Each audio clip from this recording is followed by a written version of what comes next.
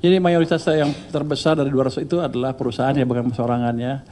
Alasannya karena sederhana, yaitu skala kewajiban pajak yang besar besar umumnya belum muncul dari aktivitas korporasi. Untuk kategori perseorangan jumlahnya ada, tapi porsinya relatif kecil. Dari 201 penunggang pajak yang besar, sejak tadinya 200 ada 201. Mungkin satunya dia nih, gue nggak pajak loh. Hingga September terdapat 84 wajib pajak yang telah melakukan pembayaran atau angsuran dengan total nilai 5,1 triliun.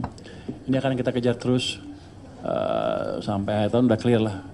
Yang jelas mereka nggak bisa lari lagi sekarang. Itu.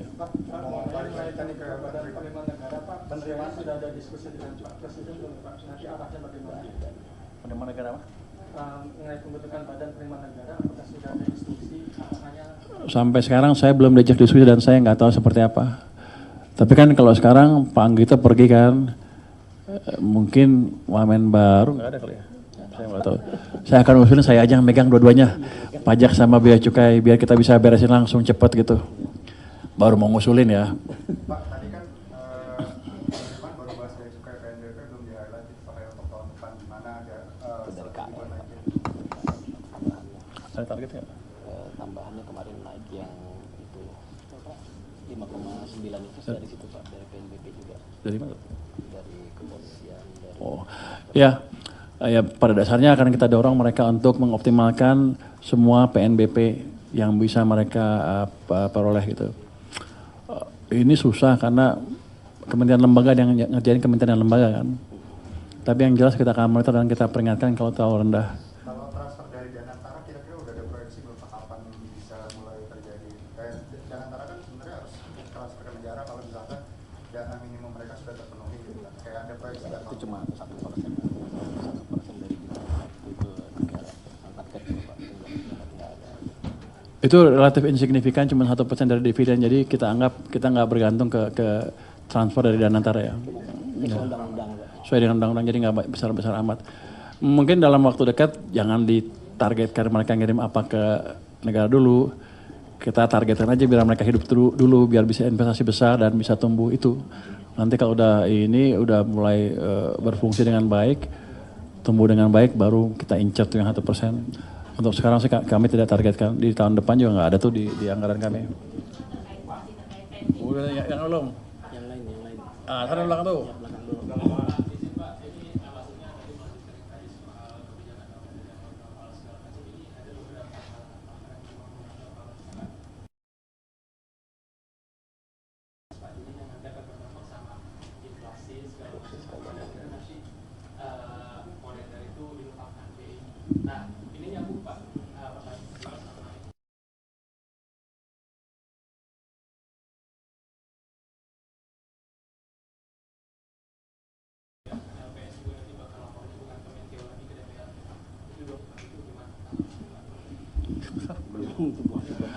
Belum ada pembahasan. Fiscal dominance.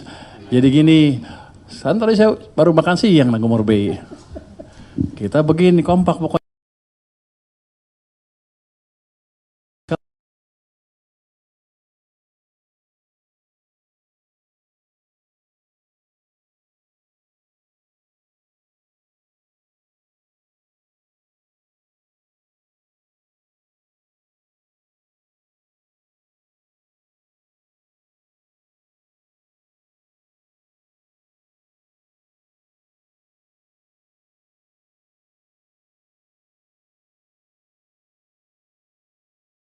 Biasa nanti yang berpikir lebih keras untuk kerja. Jadi yang kerja mereka yang kerja lah.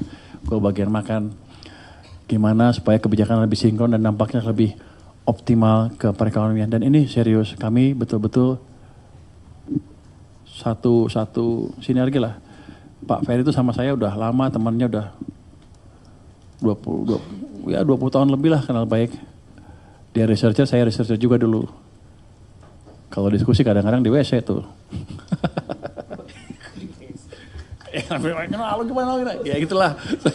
Kadang-kadang gitu, jadi gitu ya. Bingung kan lo? Sambil di ya kalau habis rapat, habis di simposium di sana ngobrol gimana di situlah. Kadang kan seminar gitu. Jadi Kami dengan Bank Sentral dekat dan kebijakannya akan amat sinkron ke depan. Kita akan menjalankan kebijakan kita masing-masing secara optimal dalam ruang wewenang yang kita punya masing-masing. Terus yang kedua apa? P2SK. Apa? Nggak ke keuangan lagi? Tanggung ya.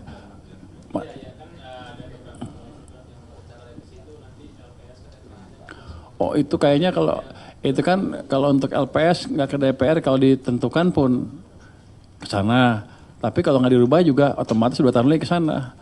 Untuk keuangan seperti apa dampaknya? Bagus. Kerja kita lebih sedikit.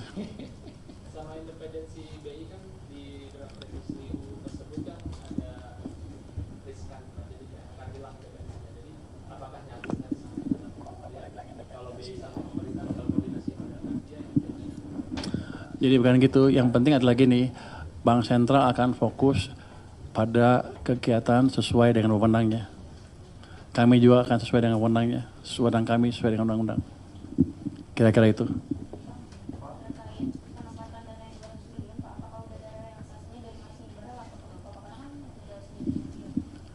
Nggak ada laporan ke saya, itu kan saya naruh uang aja di sana, habis itu suka-suka banknya. Nggak ada, nanti kapan-kapan kita intip, tapi nggak ada kewajiban melapor ke kita. Kalau Anda taruh deposito di bank, banknya suruh lapor ke Anda nggak kan kira-kira? Sama seperti itu juga. Cuman saya uangnya sekarang banyak, saya taruh di jeder. Kan kita monitor belinya di mana. Tapi nggak harus lapor, suka-suka dia. Ya tapi kalau ngelanggar yang itu ya kita marahin gitu. Kan saya pengawas Danantara juga. Kuat loh.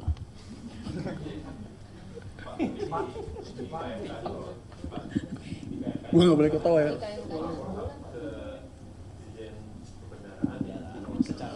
Enggak harus lapor sebetulnya, dirjennya aja pengen gaya. Dia pengen gaya, ini, tapi basically saya disuruh diamin aja. Suka sama mereka. Tapi kita lihat dari waktu ke waktu seperti apa pelaksanaannya. Ini betul-betul market base. Saya nggak mau intervensi, makanya saya taruh itu udah saya diamin. Biar mereka mikir sendiri. Kan saya udah bilang, jangan saya yang mikir. Tapi ini kan insan business entity kan, insan apa? Profit oriented agent kalau bahasa Inggris itu. Orang yang mencari keuntungan. Kalau kita dikasih seperti itu, dia pasti akan cari keuntungan, otomatis. Jadi kita sekarang sebetulnya trigger kemampuan mereka untuk berpikir mencari keuntungan. Sesuai dengan trending yang mereka punya selama ini. Kan kalau bank disuruh cari keuntungan kan. Kalau saya, Menteri Keuangan bukan. Saya social optimizer. Menciptakan kesejahteraan untuk semuanya. Bukan untuk saya sendiri. Gitu kira-kira. Kalau business entity, profit oriented. Profit maximizer, memaksimalkan keuntungan mereka. Itu yang saya saya paksa untuk bekerja kira-kira. Pertumbuhan kreditnya kelihatan berapa lama? Kalau pengalaman masa lalu sih sebulan udah kelihatan. Cuman kan belum keluar datanya, baru 2 minggu. Nanti kalau udah sebulan pasti kelihatan. Tapi ya saya pikir sistem udah merasakan itu harusnya. Udah mulai gairahnya mulai kelihatan harusnya sih. Bunganya ya, bunga udah turun kan. Buktinya tuh Hotman udah marah-marah. Siapa lagi yang marah? Ya udah bukan marah-marah, protes lah. Walaupun dia bilang saya mendukung. Dia udah belanja banyak, ya bagus. Belanja lagi lebih banyak.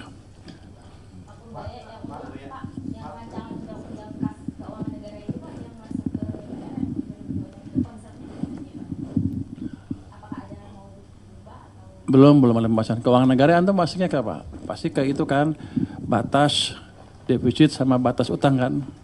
Arahnya ke sana. Belum ada diskusi ke sana sampai sekarang, tapi yang jelas kita akan memaksimalkan anggaran yang ada sesuai dengan batas yang ada sampai impact-nya optimum ke perekonomian. Dalam pengertian gini, uangnya nggak ada yang nganggur sampai akhir tahun gitu. Kita aktifin itu dulu. Nanti misalnya kepepet banget, baru kita pikir. Tapi gini, kalau ekonominya tumbuh cepat kan pajak juga kencang juga. Pasti turun juga nanti rasio itu per PDB-nya. Kalau kita lihat zaman dulu ya, zamannya SBY di mana private sector jalan kan, itu rasio tax per GDP-nya sekitar 0,5% lebih tinggi dibanding pada saat Pak Jokowi. Itu udah 100, itu tuh 5,5% tuh. Sekarang 0,5% itu sekitar 100 triliun lebih income saya dari situ tanpa ngapa-ngapain. Jadi nanti kita lihat kalau tumbuhnya lebih cepat lagi, lebih bagus lagi. Kalau tumbuh ekonomi kita, let's say saya berhasil mendorong ekonomi kita tumbuh tambahnya 1% dari sekarang 5 ke 6% ya. Itu kan 1% dari PDB itu sekitar 250 triliun. Tambah tadi tax ratio tambah itu 250 ya lebih 300 triliun, 350 triliun saya tambahnya. Makanya ya kita berusaha mati-matian sekarang untuk memastikan kebijakan yang saya dorong kemarin jalan, dan nanti kita nggak lama juga akan adakan di bottlenecking di private sector. Kan udah di Pak Menko Perekonomian sudah bilang kan kita akan membentuk program tim akselerasi pembangunan program-program pembangunan nasional kan. Di situ selain saya dorong belanja belanja pemerintah, nanti saya akan buka juga forum pengaduan dari pengusaha-pengusaha dimanapun di seluruh Indonesia yang saya akan gelar perkara setiap minggu. Dari situ saya akan mempercepat private sector juga. Ya capek sedikit tapi income-nya akan besar kalau private sector jalan tadi. Jadi ini bukan satu langkah aja, ada banyak langkah nanti yang untuk memperbaiki ekonomi kita dengan cepat. Jadi mesin fiskal, mesin swasta dari yang didukung oleh moneter ya, itu akan dihidupkan dua-duanya. Ya nggak besok, tapi dalam waktu berapa minggu pasti akan mulai kelihatan. Pak, terkait perpajakan Pak, mungkin Pak, kemarin kan sudah sempat ada regulasi terkait penunjukan Inkapas untuk menurut pajak gitu Pak. Tapi sama Kemenkyu belum dieksekusi gitu Pak. Itu rencananya Kemenkyu mengeksekusi kapan Pak? Nah ini udah kami sedang ngetes sistemnya ya. Sudah bisa diambil, uangnya udah bisa diambil, beberapa diambil ya, jadi sistemnya udah siap. Tapi saya lihat begini, ini kan baru ribut-ribut kemarin nih. Kita tunggu dulu deh, paling nggak sampai kebijakan tadi, uang 200 triliun, kebijakan untuk mendorong perekonomian mulai kelihatan dampaknya. Baru kita akan pikirkan nanti. Tapi yang jelas, sistemnya sudah siap sekarang. Berarti menunggu ekonominya lebih kondusif dulu baru nanti. Betul. Iya, bukan, iya akan seperti itu. Semuanya, bukan e-commerce tertentu, semuanya, semua. Kira-kira begitu. Nanti kalau ada yang tertentu, ada yang nggak ikut, Anda bikin di situ, perusahaan di situ. Anda untung banyak nanti.